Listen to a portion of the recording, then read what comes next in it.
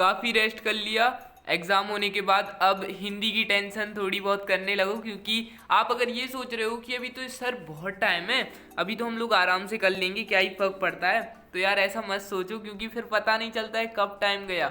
Okay, तो सबसे पहले आप लोगों को ये चीज़ बता देते हैं, अगर कोई भी चीज़ स्टार्ट कर रहे हैं अपन, तो सबसे पहले उसका सिलेबस पढ़ो कि आपको क्या क्या पढ़ना है, क्या क्या नहीं पढ़ना है। तो हमें क्या क्या पढ़ना है? पद्य साहित्य का इतिहास, महत्वपूर्ण पद्यांशों की संदर्भ व्याख्या, कवि परिचय, लेखक परिचय, काव्य भाषा बोध, पत्र लेखन, निबंध लेखन और ना जाने क्या क्या। ठीक है, और इसमें भाषा बोध, काव्य बोध के भी अंदर क्या क्या आता है आप लोगों को वो पता होना चाहिए, मतलब बहुत चीज़ें।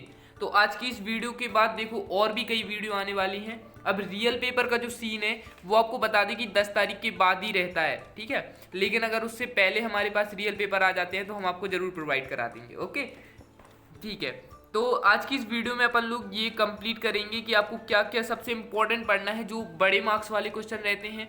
कई बच्चे बोल रहे थे कि जैसे मैथ का एग्जाम था उनका, या फिर कोई भी एग्जाम है, ओके, तो वो 4 नंबर वाले क्वेश्चन छूट जाते हैं। वो लोग स्टार्टिंग में क्या करते हैं कि एमसीक्यू उनका टाइम ले लेते हैं कि एमसीक्यू कर रहे, फिर 2 मार्क्स, फिर 3 मार्क्स, उतने में पूरा 2.5 घंटा हो गया, फिर बचते हैं आधा घंटा। आधे घंटे में 4 नंबर वाले क्वेश्चन जो आपके मार्क्स गेन करा सकते हैं, उसी में आप लोग क्या करते हो कि वो छोड़ देते हो, स्किप कर देते हो, जो कि बहुत बड़ी गलती है ना।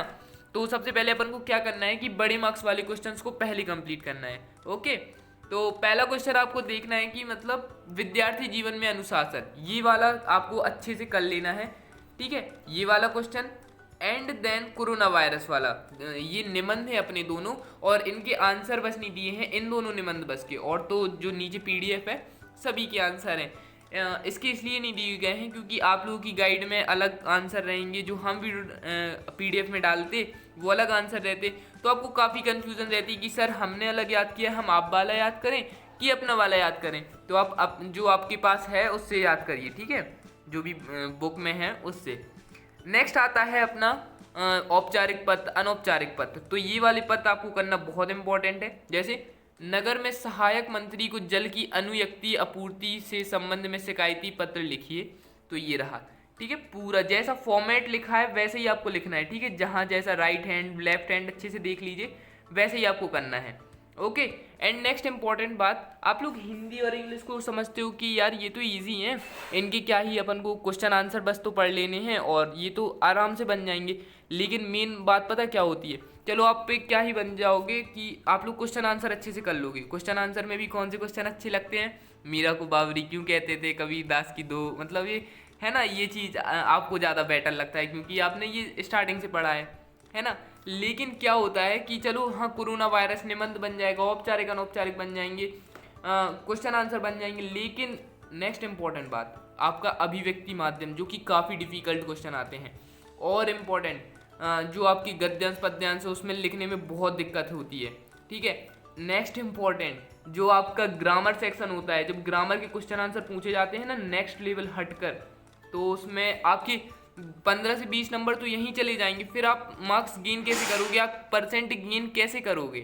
तो ये चीज़ बहुत इंपॉर्टेंट मायने रखती है, ठीक है। हिंदी को मतलब बिल्कुल ऐसे फ्रीली मत लेना कि नहीं ये तो इजी है बन जाएगा आराम से। 10 तारीख को कई बच्चे बोल रहे थे कि सर हम तो गाँव चले गए, 10 तारीख को आएंगे और तभी से पढ़ाई स्टार्ट करेंगे, तो यार ऐसा मत सोचो, है ना। गांव बस हाँ 13 तारीख तक पढ़ लो, फिर चले जाना, फिर तो फ्री हो। और ऐसा नहीं कि तुरंत ही कोचिंग स्टार्ट कर देना, आराम से 1 मंथ रेस्ट लेना, 1 मई से स्टार्ट करना, ठीक है। ओके, तो नेक्स्ट अपन लोग क्वेश्चन की बात करते हैं। नगर की अनियमित विद्युत व्यवस्था हेतु अधिशाही अभियंता के लिए एक शिकायती पत्र लिखिए। तो ये रहा शिकायती पत्र, जैसा फॉर्मेट लिखा है, जो चीज़ राइट हैंड साइड लिखी है, जो चीज़ लेफ्ट हैंड साइड लिखी है, आपको वैसे ही फॉर्मेट यूज़ करना है। ओके, और अपनी काफ़ी नेक्स्ट वीडियो आएंगी, तो ये तो रही थी बड़े बड़े क्वेश्चंस की पीडीएफ, है ना ये, तो ये आपको पहले कंप्लीट करना है।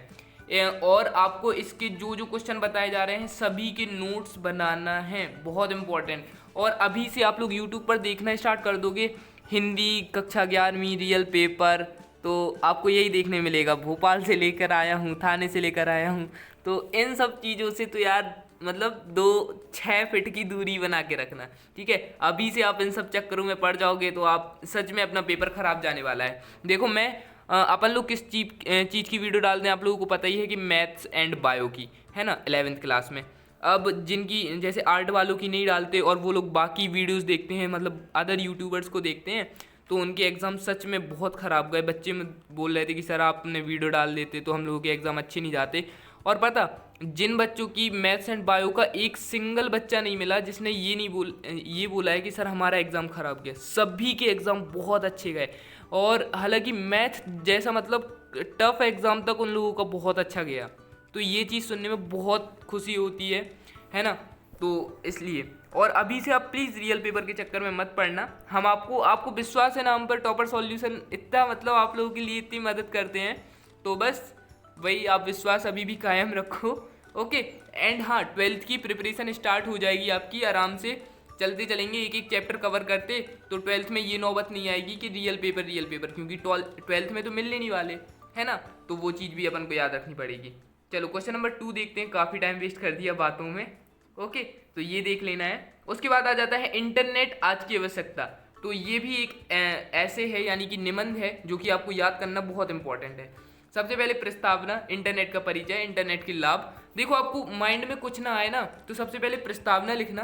फिर दूसरी चीज़ लाभ हानि तो आप लिखोगे ही लिखोगे, उसमें जीवन में क्या आवश्यकता है या नहीं, उसका परिचय लिखोगे। और लास्ट उपसंहार। एक्चुअली प्रस्तावना और उपसंहार के बीच में 2 से 3 पॉइंट लिखना कंपलसरी होता है, ठीक है। एटलीस्ट 3 तो लिखना ही, जैसे एक हानि और लाभ वाला तो एक अलग अलग होगी ही गया।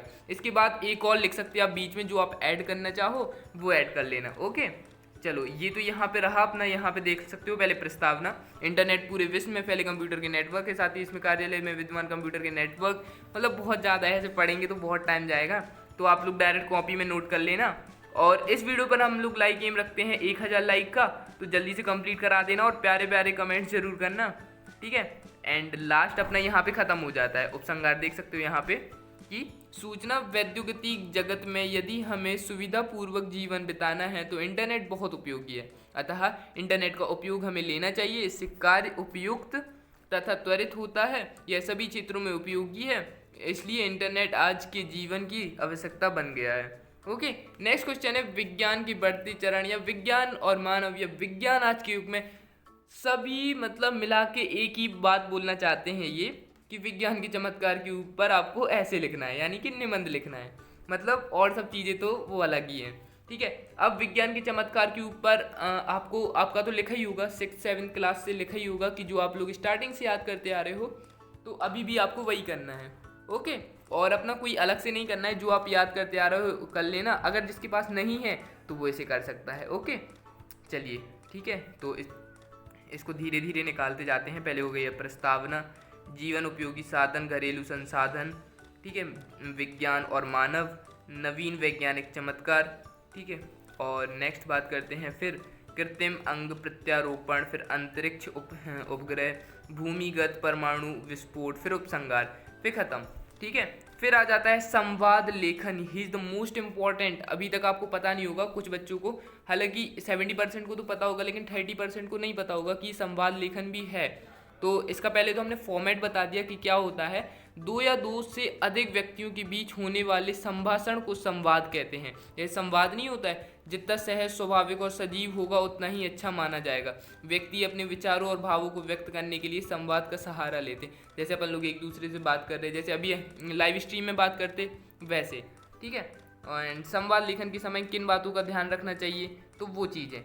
अब हम लोग चलो संवाद लेखन की बात करते हैं। जैसे क्रिकेट खेलने के ऊपर 2 मित्र संवाद करते हैं, ठीक है।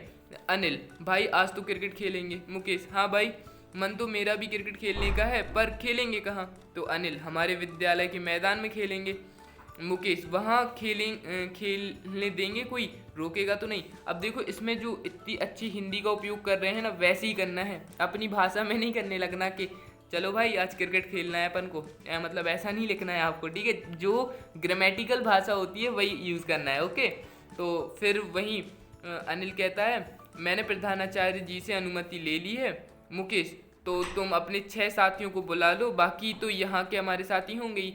अनिल, शाम को 4 बजे सभी इकट्ठा होकर चलेंगे। मुकेश, क्रिकेट मेरा प्रिय खेल है। अब इधर तो शाम को 4 बजे सभी इकट्ठा होते, हम लोगों को तो बुलाओ तो 4 बजे कोई आएगा, 4:30 पे आते जाएंगे, 5 बजे तक आते जाएंगे, है ना, ये चीज़ रहता है। तो अनिल, मैं भी अपने विद्यालय की क्रिकेट टीम का कप्तान हूँ, मुझे क्रिकेट से बहुत प्रेम है। फिर मुकेश, हमारे विद्यालय की क्रिकेट की टीम भी कम नहीं है, मेरी कप्तानी में मैं शिक्षा निकेतन की टीम को हरा चुका हूँ। अनिल, शिक्षा निकेतन के कई विद्यार्थी क्रिकेट में अच्छे खिलाड़ी हैं। मुकेश, अच्छा भाई, शाम को 4 बजे मैदान पर मिलते हैं। अनिल, हाँ भाई, आज मज़ा आ जाएगा। ठीक है, तो अच्छा भी लगा पढ़ने में, सुनने में भी आपको अच्छा लगा होगा। ठीक है, तो ये थोड़ी थोड़ी मुझे अपनी मतलब याद दिलाती है जब मैं क्रिकेट खेलता, है ना, वही चीज़। ओके, तो अनुच्छेद लेखन, एंड अनुच्छेद लेखन में क्या करना है आपको, यही वही है। ठीक है, वही, सॉरी मैंने PDF दोबारा दोहरा दी है। और फिर समय किसी के लिए नहीं रुकता, मतलब ये इंपॉर्टेंट अनुच्छेद आपको करना है। सॉरी, ये वही है अनुच्छेद लेखन। इसमें क्या रहता है कि अनुच्छेद शब्द अंग्रेजी में पैराग्राफ शब्द को हिंदी पर्याय कहता है। अपन लोग पैराग्राफ लिखते थे, इंग्लिश में आपने पैराग्राफ लिखे होंगे, जैसे एक पैरा से एक पैरा होता है वैसे ही। ठीक है, इसमें किसी विषय पे किसी पक्ष पे 80 से 100 शब्द तक का विचार व्यक्त करना पड़ता है। जैसे एक पैराग्राफ होता है, उसमें जो आपका एक पैरा होता है वो मैक्सिमम 80 to 100 वर्ड्स का होता ही है, तो उसके ऊपर अपन को लिखना पड़ता है। अनुच्छेद अपने आप में स्वतंत्र और पूर्ण होते हैं। अनुच्छेद का मुख्य विचार या भाव तो अनुच्छेद के प्रारंभ से होता है, अंत अथवा अंत में उच्च कोटि के आदर्श अनुच्छेद लेखन में मुख्य विचार अंत में दिए जाते हैं। अब इसे लिखते कैसे हैं वो चीज़ आपको पता करनी है। जैसे समय किसी के लिए नहीं रुकता, तो अपन इसको लिखेंगे, समय निरंतर बीतता रहता है, कभी किसी के लिए नहीं ठहरता, जो व्यक्ति समय के मूल को पहचानता है। मतलब एक तरीके से देखो कि ये स्वतंत्र है, आपको अपने मतलब जो 2-3 आप अनुच्छेद पढ़ लोगे तो आप इजीली समझ जाओगे इसे कैसे करना है। ठीक है, ये मतलब स्वतंत्र रूप से लिखना है कि आपको मतलब वो चीज़ नहीं रखनी है कि अपन को भाषा कैसा यूज़ करनी है। भाषा तो ग्रामेटिकल यूज़ करनी है, लेकिन हाँ सबसे इम्पोर्टेंट है कि ये एक दोहा जरूर लिखना आपको। ठीक है, ओके। विज्ञापन लेखन, और ये भी आ जाता है। अब इसका फॉर्मेट क्या है, विज्ञापन किससे बना है, वी धन ज्ञापन, वी का अर्थ होता है विशेष या विशिष्ट, और ज्ञापन का अर्थ होता है जानकारी। ठीक है, अब इसको लिखते कैसे हैं वो चीज़ भी देख लीजिए।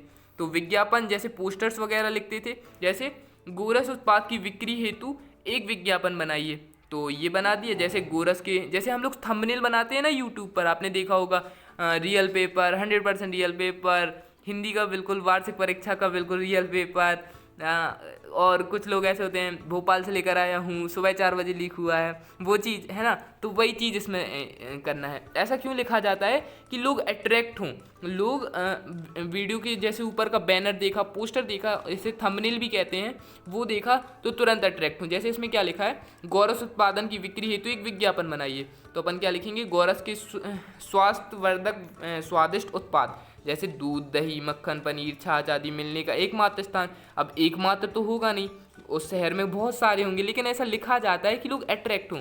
शुद्धता, स्वच्छता व स्वाद के लिए हमें प्रतिबद्ध हैं, तो ज़रूरी तो नहीं ऐसा, लेकिन होता है। अपन को क्या करना पड़ता है, कम शब्दों में अट्रैक्टिव पोस्टर बनाना पड़ता है, तो वो चीज़। शादी समारोह आदि में ऑर्डर भी बुक किए जाते हैं, ऐसा। ठीक है, जैसे हम लोग थंबनेल बनाते हैं यूट्यूब पर, वैसे ही आपको करना है। नेक्स्ट, जैसे नशा मुक्ति हेतु एक विज्ञापन बनाइए, तो आपको ये सब बना देनी है, सिगरेट वगैरह, गुटखा वगैरह का वो थोड़ी छोटी छोटी पेंटिंग्स बना देनी है। अब जैसे हमारी पेंटिंग तो ख़राब है, तो जैसे भी बने आप पे तो थोड़ा बहुत सीख लेना कैसे करते हैं, तो वैसे ही।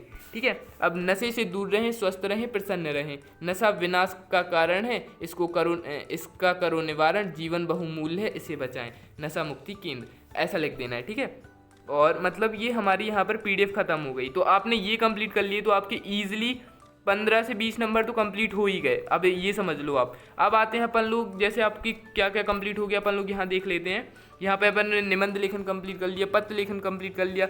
अब इसमें काफ़ी चीज़ें बची हैं, तो अपन लोग 2-3 वीडियो करके इसको पूरा कंप्लीट कर देंगे। ठीक है, उसके बाद आते हैं रियल पेपर, तो वो भी आप लोगों के कंप्लीट करा देंगे। लेकिन अगर नहीं आते हैं रियल पेपर, क्योंकि इस बार काफ़ी ज़्यादा रिस्क है लास्ट पेपर में, क्योंकि बहुत ज़्यादा नियम कायदे कानून अप्लाई हो रहे हैं। आप लोगों ने भी देखा होगा कि स्कूल में काफ़ी ज़्यादा चेकिंग्स वगैरह भी हो रही होंगी, है ना, तो वो चीज़।